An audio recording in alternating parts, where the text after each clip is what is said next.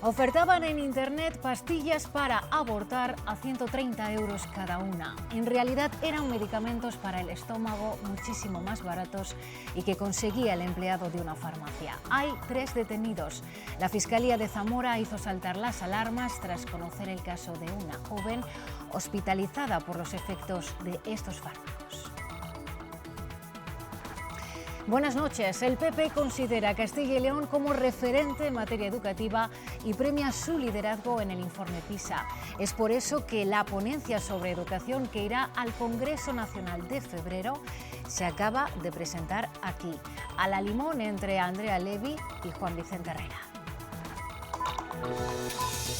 Ser eficaces y tener unos buenos resultados en educación significan, Román Paladino, ejercer responsablemente la autonomía. Si algo ha basado la calidad del sistema educativo en Castilla y León es sin duda alguna la estabilidad de la educación. El consejero de Sanidad defiende el prestigio del Hospital de Salamanca y sostiene que los problemas que ha habido son problemas concretos y no generalizables. Es su respuesta a la protesta que ayer secundaron 15.000 salmantinos. Que los problemas que pueda tener el Hospital de Salamanca tenemos que hacer todo lo posible por seguir trabajando, resolviéndoles y dando la mejor atención posible a los ciudadanos de Salamanca y de Castilla y León.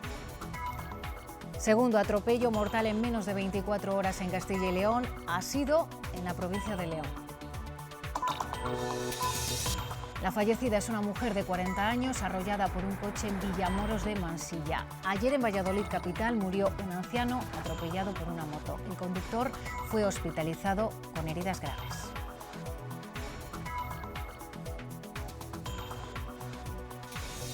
Y atentos a este mapa porque el tiempo cambiará mañana radicalmente. Se acabó la calma y llegan nubes por el norte y el este de la comunidad que nos van a dejar lluvias, nevadas y más viento, sobre todo por la tarde. Menos heladas esta noche y máximas mañana entre los 6 y los 10 grados centígrados.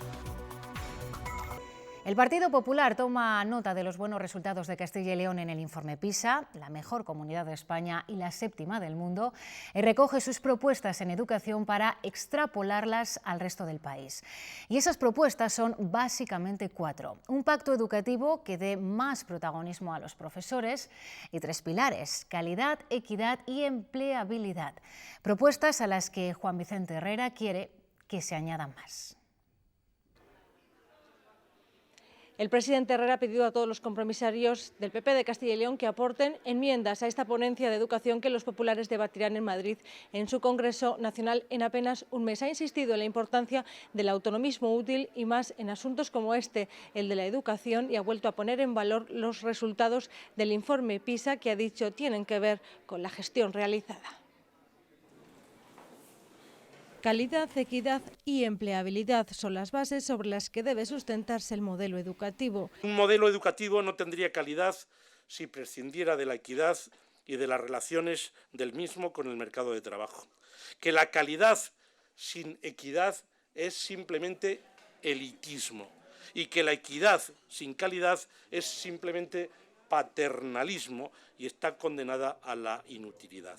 Herrera reclama además más protagonismo para la comunidad educativa por encima de la política. No podemos nunca convertir a los niños y a los alumnos en rehenes de nuestras luchas y de nuestras cuitas y de nuestros enfrentamientos electorales. Y que el pacto sea consensuado también con las comunidades autónomas, que son quienes prestan un servicio que, ha insistido, tiene que ver mucho con el modelo autonómico. Es evidente, y el que no quiera verlo, yo creo que se engaña, la íntima relación, la directa vinculación que existe entre educación y modelo autonómico. Desde Génova toman nota de los resultados de Castilla y León y piden al resto que también lo haga, especialmente a Cataluña. A la sociedad catalana le importará muchísimo más que el presidente de la Generalitat hable de educación. Dice Levy que España necesita un modelo educativo reconocible. Pide generosidad al resto de partidos para alcanzar una ley que perdure y en la que no haya diferencias entre comunidades, pero que también premie el esfuerzo. En su cita de febrero, los populares también abordarán el futuro de las diputaciones. Su socio de investidura, Ciudadanos, es partidario de suprimirlas, pero el PP no pasa por ahí. Se estaría planteando reformarlas, pero en una línea más próxima a lo que defiende el Partido Socialista. El debate estaría entonces en si las diputaciones siguen auxiliando a todos los municipios de menos de 20.000 habitantes o si el listón se baja a los de menos de 10.000. Eso dejaría fuera a 347 localidades, 8 en Castilla y León, como hemos visto. Hemos hablado con 3 de esos ayuntamientos para ver qué opinan. Arroyo de la Encomienda es un municipio vallisoletano en el que la población crece a buen ritmo. Tiene 19.500 habitantes y calculan que en verano llegarán a los 20.000. Hoy cuenta con la ayuda de la Diputación, pero tanto si cuaja la reforma que propondrá el PP en febrero como si llega el verano, dejará de recibir. Pues hay subvenciones para contratar brigadas, cuando las ha habido, o para el gasto corriente, aparte de planes provinciales que van a afectar siempre a obras, ¿no? Que les han reportado en 2 años 1,4 millones de euros cofinanciados. Superados los 20.000 habitantes, ya no tendrán el paraguas de la Diputación. Los que la han pasado se quejan, ¿no? Y eso lo voy a dejar ahí porque no sé más. Pero no todos ven igual este salto. En Villaquilambre creen que los repartos de la Diputación son injustos, porque con más de 18.000 vecinos reciben lo mismo que los que tienen 5.001. Depender de la Junta para nosotros sería beneficioso porque los repartos son equitativos respecto a habitantes. Y quienes no creen que vaya a cambiarse nada. Yo creo que el Partido Popular ha sido un ejemplo de defensa de las diputaciones. Considero que no tiene por qué cambiar. Si finalmente el PP lo aprobase en su Congreso, serían 8 los municipios que se verían afectados en Castilla y León. 3 en León, 3 en Salamanca, 1 en Zamora y 1 más en Valladolid. Y entre tanto, el Gobierno sigue preparando la conferencia de presidentes. El lehendakari Urkullu, que no asistirá, quiere abordar el tema del autogobierno en otro encuentro aparte con Mariano Rajoy. Moncloa parece estar dispuesto a esa cita. Su intención es destensar las relaciones con Vitoria y con el Partido Nacionalista Vasco. En ese sentido, se lee también la designación de Javier de Andrés, que es desde hoy nuevo delegado del Gobierno en el País Vasco y que tiene este encargo. En primer lugar, demostrar que el Gobierno de España es también Gobierno de los vascos y para los vascos. Y creo que no hay mejor persona que una que ha formado parte y que ha presidido una institución tan importante como las Juntas Generales de Álava para conocer de primera mano esas aspiraciones, esos temores y esos desvelos y ayudarnos a hacernos realidad. Albert Rivera regresa de vacaciones dispuesto a que Ciudadanos recupere el protagonismo perdido que tuvo en el arranque de legislatura. Hoy ha comparecido ante los medios para desvelar que Rajoy asumió con ellos el compromiso de no volver a presentarse a las elecciones y que en los próximos días ultimarán con el Gobierno un acuerdo para regular el mercado bancario. De la reforma, en este caso de la CNMV, del Banco de España o de la CNMC, el PP y el PSOE nunca se han puesto de acuerdo ni han querido cambiar el capitalismo de amiguetes, pero Ciudadanos lo impulsa. Ciudadanos lo lleva a cabo en una investidura, en un acuerdo, y oiga, si el PSOE se suma, eso espero, yo lo he dicho aquí, espero que el PSOE se sume. Y él también vuelve a escena. El expresidente del Gobierno, José María Aznar, ha criticado hoy duramente la política económica del Gobierno de Rajoy. Dice el que fuera presidente de honor del PP que las reformas no son una opción, sino un paso necesario para la recuperación. La respuesta se la daba esta misma tarde Andrea Levy en Valladolid. Impuestos altos, déficit y deuda son lo contrario del círculo virtuoso en que la economía española debe anclar su crecimiento y, por tanto, el empleo y la viabilidad futura del estado del bienestar. La estabilidad presupuestaria y las reformas estructurales no son una opción, son un imperativo. Y que está en el ADN del Partido Popular, evidentemente, bajar los impuestos, pero que la coyuntura política hace siempre al Partido Popular que los intereses del país estén por encima de los intereses de las siglas del Partido Popular. Y en el PSOE continúa la calma chicha a la espera del comité del sábado, que habrá de fijar el calendario para todo el año. Entre las fechas que están pendientes, la del Congreso. La gestora mantiene su intención de esperar a mayo o a junio. Los más críticos piden que se adelante. Entre estos últimos, la diputada Margarita Robles, sanchista y defensora hasta la médula del no a Rajoy. Esta tarde ha estado en Valladolid y esta noche la entrevista a Juan Manuel Pérez en la última edición de Noticias. Con la vista puesta en el Comité Federal del PSOE de este sábado, Margarita Robles manda este mensaje a la gestora. Creo que es imprescindible que el Congreso se realice cuanto antes y que haya un proceso de primarias en la que haya varios candidatos, cada uno expongan cuál es su posición, qué es lo que quieren para España. Congreso cuanto antes, reclama la diputada socialista, que además le pide al órgano que encabeza Javier Fernández neutralidad. Partidaria de dar un voto de confianza a la gestora, la que fuera uno de los apoyos de Pedro Sánchez dice seguir de su lado. Se presente o no a las primarias. Yo apoyaré a Pedro Sánchez en la decisión que tome. Si Pedro Sánchez decide presentarse, le apoyaré. Si Pedro Sánchez decide no presentarse, también apoyaré y respetaré esa decisión. Yo creo que Pedro Sánchez tomará la decisión que él entienda que es más procedente. En este encuentro ante los militantes socialistas vallisoletanos, la defensora hasta el último minuto del no a Rajoy no ha apoyado la decisión de abrir una sede alternativa junto a la oficial de Ferraz. Eso sí, más que la propia sede, lo que ha pedido que se analice es el motivo de su apertura.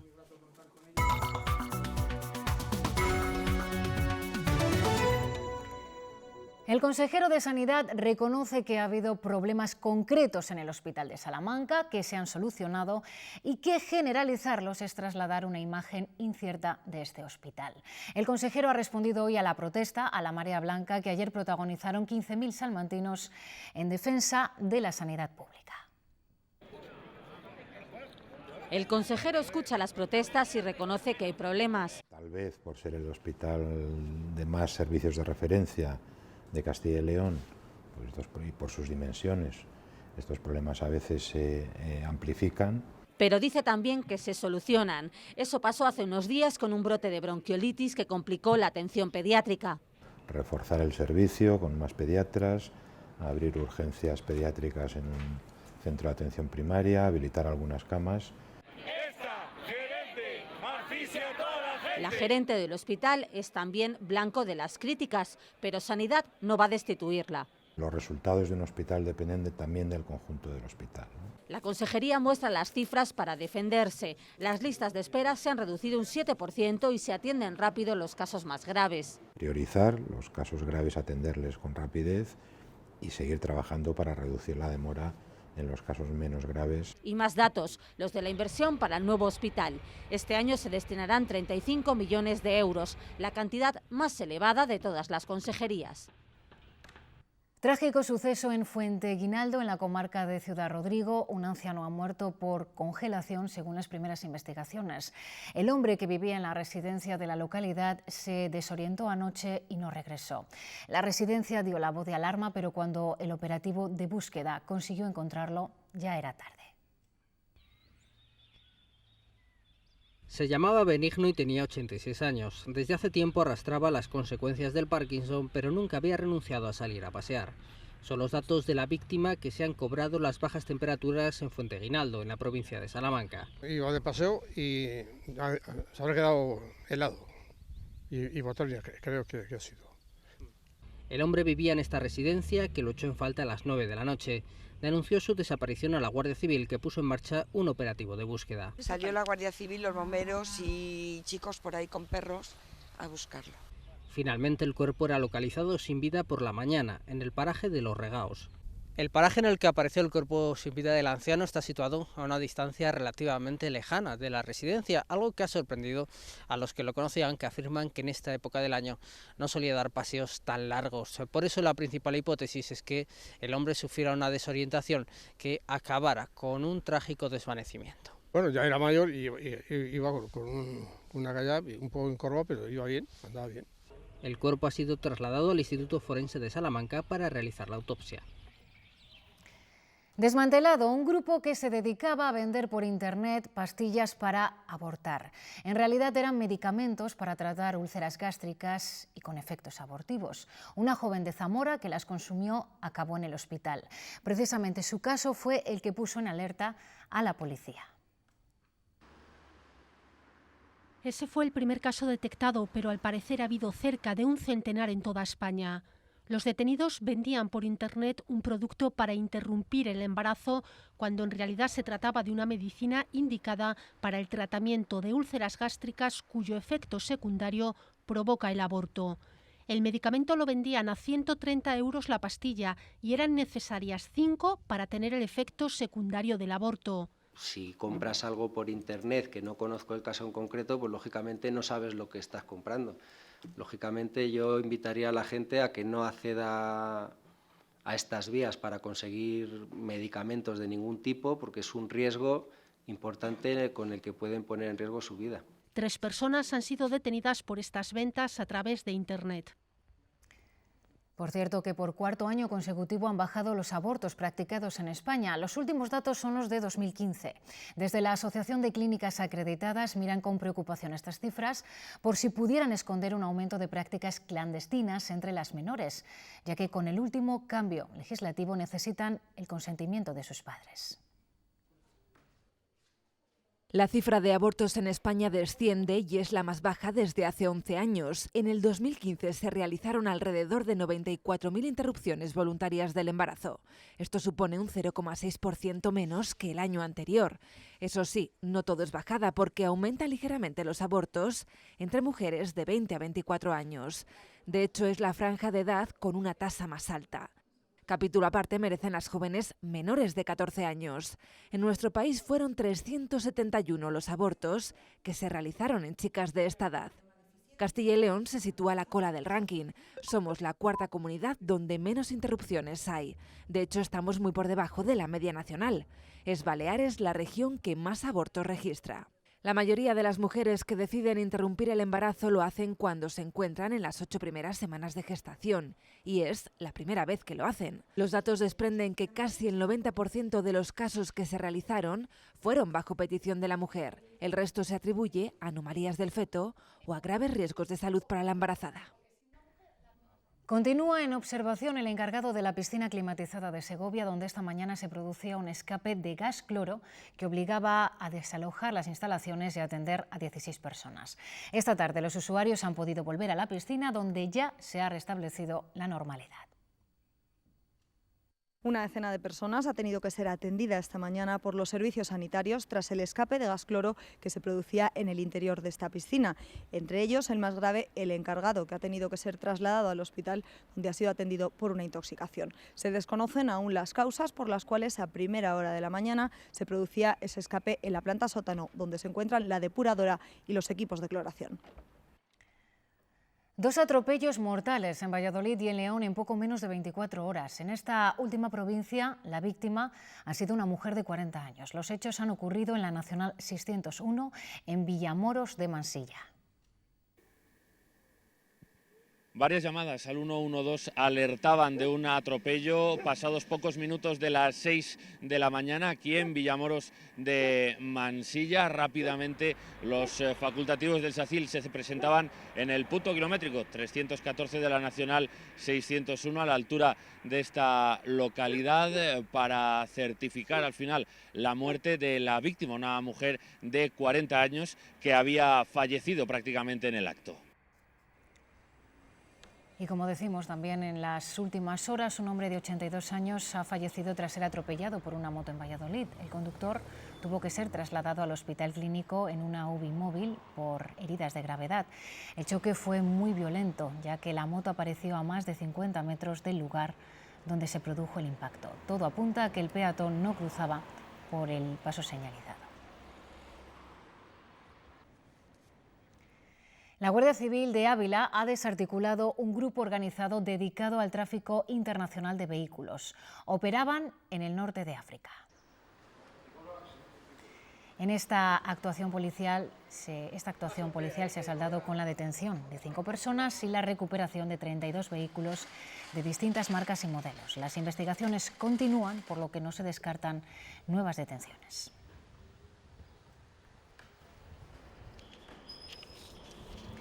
El periodo navideño nos ha dejado en Castilla y León 3 accidentes mortales con 3 personas fallecidas. Uno de ellos en Soria, en la primera fase de Navidad, otro en Burgos y un tercero en la provincia de Valladolid. En el balance final de esta campaña, que terminó anoche, hay un fallecido más que en la campaña anterior.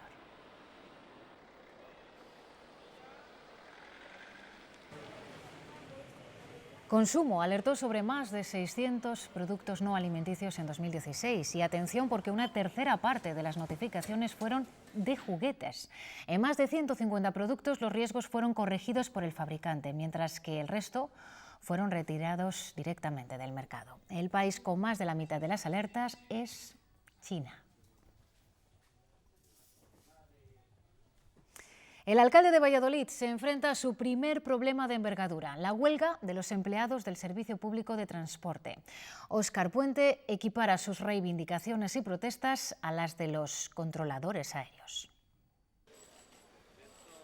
Las relaciones tensas y revueltas entre los trabajadores de Aubasa y el consistorio podrían enturbarse un poco más en las próximas semanas.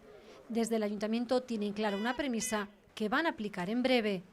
Una reestructuración de los horarios laborales y de las jornadas, incluyendo la posibilidad de implantar la jornada partida, en establecer medidas organizativas que pongan a Aubasa al servicio de sus clientes, al servicio de los usuarios todos los días y no al servicio en exclusiva de un personal que encima está demostrando una nula responsabilidad. Son pesimistas y dudan de que los trabajadores cambien de actitud. Califican de desproporcionada esta huelga motivada por los tríos. De 360 conductores, 21 se quedan descolgados de esta organización. Puente asegura que está aquí para tomar decisiones y la situación es inviable e insostenible. Convertir la empresa pública en una empresa que funcione, conforme a criterios de sostenibilidad y al servicio del usuario. Y ese es el camino que vamos a recorrer. No tenemos intención de privatizar el servicio, pero tampoco tenemos intención de que continúe en la situación en la que está. Además, advierte que el interventor ha sido claro. Hay medidas e instrumentos que se pueden aplicar para cumplir las diferentes sentencias sin que ello provoque un incremento de costes. Ha añadido también que los trabajadores rechazan cualquier medida de flexibilidad en las entradas o la contratación a tiempo parcial. Soluciones, aseguran, intermedias que facilitarían la organización del trabajo.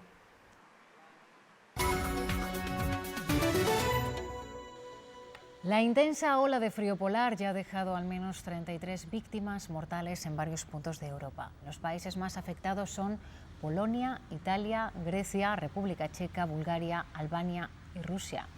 En Polonia se han registrado temperaturas de hasta 25 grados bajo cero. Solo allí estos días han perdido la vida al menos 20 personas. Desde noviembre ya son 65. En Italia se han registrado este sábado 8 muertes por bajas temperaturas. La mayoría de personas eran sin techo. Precisamente lo que está impidiendo que nos alcance esa ola de frío polar es un anticiclón y él también es la causa de que suba el precio de la electricidad. Ha habido menos lluvia y menos viento y eso ha reducido las producciones hidráulica y eólica, que son las más baratas. Así, esta tarde, a las 6 en concreto, el precio de la electricidad ha sido el más elevado de los últimos 3 años. Nada menos que 70 euros el megavatio. No se alcanzaba esa cifra desde el 22 de diciembre de 2013. Ese día se pagó a 71 euros y eso mismo originó la reforma del mercado energético que ahora está vigente. Lactalis se ha presentado esta tarde al acto de conciliación con el comité de empresa de Lauki, pero no ha habido acuerdo sobre la venta de la fábrica de Valladolid. Esto significa que los sindicatos van a denunciar a la multinacional ante el juzgado de lo social por incumplir el primer punto de lo pactado. Desde Comisiones Obreras y UGT siguen buscando una solución para la planta de Lauki en Valladolid. La reunión llevada a cabo hoy ha vuelto a resultar infructuosa y los sindicatos anuncian la demanda en el juzgado de lo social a la multinacional Lactalis por negarse a vender, rompiendo así el primer acuerdo de las negociaciones que firmaron. No quieren solución de ningún tipo. Yo creo que hay una cuestión ideológica de fondo y una posición política contra la comunidad. Ha habido rechazo a las políticas de consenso de Castilla y León y además ha habido engaño. Sigue la lucha pensando en los trabajadores. Si la planta se vende a otro grupo lácteo, la recolocación de la plantilla desplazada a otras fábricas sería posible, revirtiendo la deslocalización. Los trabajadores están desplazados, hay un año de margen, desde que se fueron el día 3-5 de octubre, tienen un año de margen los trabajadores que están en los distintos lugares de España para poder, rescindir sus relaciones laborales, incorporarse a un nuevo proyecto. El siguiente paso, además de la demanda contra la multinacional francesa, será seguir recabando apoyo de los distintos grupos políticos y acudir de nuevo ante el Parlamento Europeo. La Fiscalía Anticorrupción ha pedido 4 años de prisión para Miguel Blesa por los sobresueldos de Caja Madrid. El fiscal considera que el que fuera presidente de la entidad y su director general, Ildefonso Sánchez Barco, aumentaron irregularmente sus retribuciones. Además de la pena de cárcel, solicita a Bankia y al FROB 8,5 millones de euros en concepto de responsabilidad civil. Tras la cláusula suelo llegan los gastos de hipoteca. Adicae se ha propuesto que los bancos devuelvan el dinero a las personas que pagaron hasta 3.000 euros de media a la hora de formalizar ante notario su préstamo hipotecario. Se desconoce aún a partir de qué año se puede reclamar, pero se cree que las entidades bancarias van a tener que hacer frente a una devolución que puede superar los 18.000 millones de euros. Esta vez Adicae no acudirá a los tribunales, ya que hay una sentencia del Supremo del año 2015, quieren llegar a una solución extrajudicial con los bancos. Les vamos a proponer que se llegue a una solución conjunta, rápida y definitiva, que se les devuelva el dinero a todos y cuanto antes. ¿Y de cuánto estaríamos hablando? Podrían suponer 3.000 euros o más, depende del tipo de préstamo y depende de la hipoteca. Al tratarse de una cláusula no estaría sujeta a prescripción, por lo que podría reclamar quien ha firmado su hipoteca en 2009 o el año pasado. Teniendo en cuenta el boom inmobiliario, son miles y miles de hipotecas y miles de consumidores afectados. Para reclamar son necesarias las facturas o los extractos bancarios. Si no los tiene, puede pedírselos a su banco. No estamos hablando de guerras contra nadie ni contra los bancos, estamos hablando de la defensa de los derechos de los consumidores. Según la OCU, las entidades financieras tendrían que hacer frente a una devolución de 18.000 millones de euros. Comienza la cuenta atrás para celebrar una nueva edición de Pingüinos en Valladolid. Hoy se ha celebrado Junta de Seguridad para ultimar todos los detalles. La novedad más destacada este año es la de los accesos. Se va a limitar el discurrir de vehículos entre 2 rotondas, la de la Valladolid 30 y la de Puente Duero. La principal novedad tratada en la Junta de Seguridad de Pingüinos es que se amplía la zona a la que solo podrán entrar los participantes, los vehículos de seguridad y la organización. Viniendo de Medina del Campo, se va a realizar en la rotonda de Puente Duero, a diferencia con el año pasado que se hacía en la rotonda de Fasa. En esta ocasión se anticipa, por prescripción de la propia Jefatura Provincial de Tráfico. Y en sentido Medina, sentido salida de la ciudad, la rotonda que se corta es la que se ubica sobre la VA30, como ya hicieran el año pasado. Se incrementan las medidas de seguridad a petición del Ministerio del Interior y por ello no se facilita el número de efectivos implicados en estas labores. Hay 2 momentos con especial repercusión en la capital.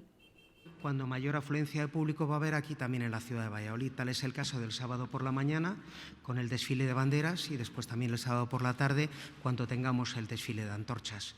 Y para esta cita nocturna se va a limitar la participación de moteros para que la Plaza Mayor no se colapse. Limitar el número de motos que participen en el desfile de antorchas al número de antorchas que se vayan a distribuir. Por tanto, estamos hablando de entre 350 y 400 motos. La organización cree que en estas jornadas podrán venir a Valladolid unos 20.000 moteros. Las inscripciones van a buen ritmo debido a que cada vez más la gente usa las nuevas tecnologías. El Ayuntamiento de Burgos ha comenzado la remodelación del céntrico Parque de la Quinta. Por seguridad y ante el mal estado de los árboles, se han talado 80 chopos. Los troncos de los viejos chopos esperan a ser retirados en las orillas del Arlanzón. Es el primer paso para la remodelación integral de este céntrico paseo, una medida necesaria debido al mal estado de los árboles. La intervención plantea la tala de unos 80 chopos, ejemplares muy viejos y caducos que suponían un peligro para esta zona tan transitada. La intervención integral renovará todo el Parque de la Quinta y se plantarán nuevos árboles, hasta unos 300. Se plantarán especies como encinas, sabinas o alisos y unos 700 arbustos. Una renovación global y limpieza del Parque de la Quinta necesaria desde hace años. Quizá por eso no ha caído del todo mal entre los burgaleses. Pues por seguridad muy bien, por seguridad. Deberían estar cortados por bajo, como está. Había que limpiar todo lo que estaba malo, los árboles que estuvieran ya podridos y se podían caer, da igual. No, estaban mejor derechos que tumbados. Pues si lo tenían que hacer, porque si estaban mal es un peligro, ¿no? Está muy mal, porque nos cortan el paso de pasear y todo. Otra cosa es la valla que cierra las obras. Derribada en muchas zonas, a muchos no les gusta que corte el paso a los andarines en uno de los caminos más transitados de la capital. En el mes de mayo del año pasado, la muralla de la localidad salmantina de Ledesma se derrumbó debido a una tormenta. Dentro de 2 meses podremos ver el resultado de los trabajos de recuperación. Esta es la imagen de la muralla el día que se derrumbó en mayo de 2016. Una tormenta fue la causante de este derrumbe que desde entonces supuso el cierre del paso de vehículos y peatones por la calle trasera de la Guardia Civil de la localidad salmantina de Ledesma. 8 meses después, la Junta de Castilla y León apoyará su reconstrucción. La Junta de Castilla y León viene impulsando distintas actuaciones en conjuntos históricos, en muchos casos de la mano de la Diputación Provincial, a quien quiero agradecer su impulso en pro de estos conjuntos patrimoniales, históricos y artísticos en toda nuestra provincia. Ledesma es un buen ejemplo de conjunto histórico que ha sabido adaptarse, que ha sabido conservar su patrimonio gracias también a la ayuda de la Junta de Castilla y León. La Junta invertirá 2/3 de la inversión total, es decir, 140.000 euros. El resto serán aportados por la Diputación Provincial de Salamanca y el Ayuntamiento de Ledesma. Que serían 2/3 lo que pondría la Junta de Castilla y León, 1/3 pondría la Diputación Provincial y el Ayuntamiento se encargaría de los proyectos y de las direcciones de obra. Y es un ejemplo de colaboración, de cómo podemos entendernos. Una inversión que permitirá rehabilitar 10 metros de longitud y 9 metros de altura de la muralla. Los trabajos ya han comenzado y está previsto que culminen en 2 meses. Las obras de Lorca, Valle Inclán o Unamuno están más al alcance de todos que nunca. Han pasado ya 80 años de la muerte de estos y otros 370 autores de nuestra literatura y por la Ley de Propiedad Intelectual esas obras quedan sin derechos y pasan al dominio público. La Biblioteca Nacional ha elaborado la lista de esos escritores que fallecieron en 1936 y hasta allí precisamente nos vamos. Eduardo Martínez, buenas noches. ¿Qué tal? Buenas noches. Pues este año y por tercer año consecutivo la Biblioteca Nacional de España ha elaborado un listado en el que se encuentran esos autores que desde enero de este año se incorporan a esta lista de autores de dominio público. Estamos con la directora de la Biblioteca Nacional, Ana Santos. ¿Por qué es tan importante tener un listado con estas obras que se incorporan ahora a dominio público? Es muy importante porque damos a conocer autores que en muchos casos son poco conocidos, lo recordamos, y en otros casos son grandes autores de nuestra literatura, de la literatura española. Es importante saber que estas obras van a estar a partir de ese momento libres y accesibles para todos. Es una aportación a la cultura española. Este listado que ha entrado ahora en vigor, por decirlo así, este año 2017, tiene más de 300 autores de una época muy concreta de hace 80 años, el año 36, cuando estalló la Guerra Civil. Una nómina muy importante de autores y de obras. ¿Qué supone contextualizar un poquito en ese estallido de la Guerra Civil esas obras?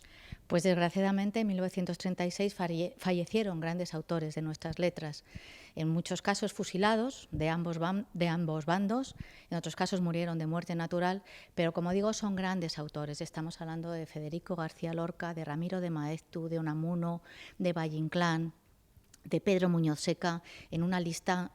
Son los principales dentro de una lista, como muy bien decía, de 373 autores, cuya obra estamos digitalizando. Vamos a incrementar la digitalización de esta obra y significa hacer en un espacio en Internet un lugar de encuentro de estas dos Españas que culturalmente tuvieron una gran altura intelectual, y yo creo que es importante buscar un espacio de reconciliación cultural a través de su obra. En eso está ahora la Biblioteca Nacional de España, digitalizando esos fondos, ofreciéndolos en la página web. ¿Cuál es el siguiente paso? Porque creo que se va a hacer pues por áreas temáticas, con semblanzas de los autores. El siguiente paso es esta lista de autores que tenemos en dominio público desde el año 1900, es decir, es una lista importante de autores españoles y que también vamos a trabajar hacia atrás, que tenga un espacio en Internet que se va a llamar Escritores en la Biblioteca Nacional de España, donde se va a poder acceder a su obra, a una semblanza sobre su vida, y también nos va a permitir trabajar con esta gran masa de conocimiento de distintas maneras, destacando temas de especial interés, como por ejemplo pueden ser las mujeres escritoras o escritores que han tenido un especial significado para la cultura de las distintas comunidades autónomas de nuestro país, o escritores o obra literaria que tienen que ver con algún acontecimiento de nuestra historia. Es una manera de difundir la cultura escrita en español, una cultura de gran riqueza y que merece la pena que sea conocida. Muchas gracias, Ana Santos, directora de la Biblioteca Nacional, por explicarnos esta labor de la biblioteca, que a partir de ahora continúa proporcionando libres de derechos, de dominio público, esas obras, para que todo el mundo pueda acceder a ellas. Muchas gracias, Eduardo. Anoche se entregaron los Globos de Oro en Hollywood en una ceremonia muy reivindicativa políticamente. Esta además ha sido una edición de récord porque se ha producido algo insólito hasta ahora. Una película ha ganado todas las estatuillas a las que estaba nominada. Se lo vamos a contar en la siguiente noticia. Con ella nos despedimos. Luego El Tiempo y nosotros regresamos mañana a las 8:30. Adiós. En esta mesa, la de los actores y gente de la película La La Land, hubo anoche mucho ajetreo y sobre todo con las sillas porque no dejaban de levantarse para recoger premios.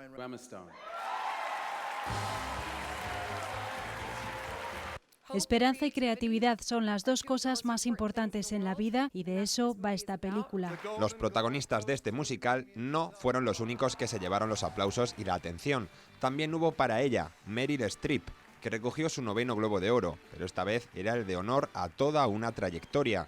En su discurso no se cortó y sin mencionar directamente a Trump le dejó varios recados. Hollywood está hecho de extranjeros y gente de fuera, así que si los echamos de aquí solo se verá fútbol y artes marciales, y eso no es arte. Volviendo a como empezábamos, con la gran ganadora de la noche, la película La La Land, el musical ha ganado los 7 Globos de Oro a los que optaba. Es la primera vez en los 60 años de historia de estos galardones que ocurre con una misma cinta. Es curioso que hayamos coincidido tantas veces. Quizás signifique algo. Lo dudo. Sí, no lo creo. Podrías escribir tus propios papeles, algo que sea tan interesante como tú. ¿Tú qué vas a hacer? Abrir mi club. ¿Esto va a ser siempre así? Pura emoción.